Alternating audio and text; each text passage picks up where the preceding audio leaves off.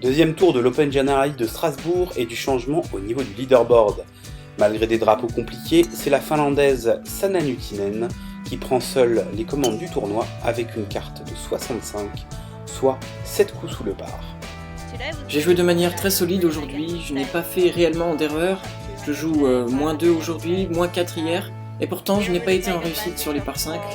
Donc j'ai laissé quelques occasions de birdie sur ces trous. Je vais tenter de les attaquer de la meilleure des manières demain. Déjà en tête la veille, la joueuse du Letas a confirmé ce vendredi en signant une carte de -2 pour la journée.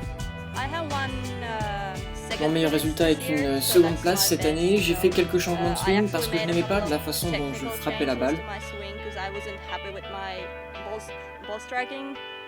Et pour l'instant ça marche plutôt bien, donc j'espère que cela va continuer dans cette voie. Derrière, la marge est faible puisque 4 joueuses pointent à un coup. Parmi elles, 2 françaises, l'amateur de 16 ans Pauline Roussin-Bouchard et Lucie André.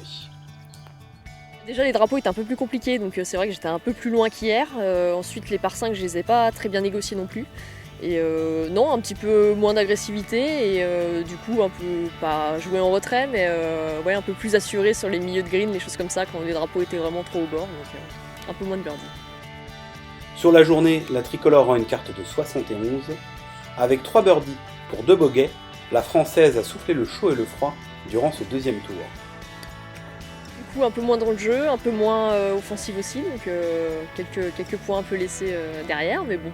C'est toujours -1, donc c'est vrai que c'est toujours là, ouais. Puis ça serait une première pour moi de gagner en tant que professionnel, donc pourquoi pas, ouais, pourquoi pas. Je vais faire le max en tout cas. À surveiller également l'anglaise Eleanor Gibbons qui termine elle aussi à -6.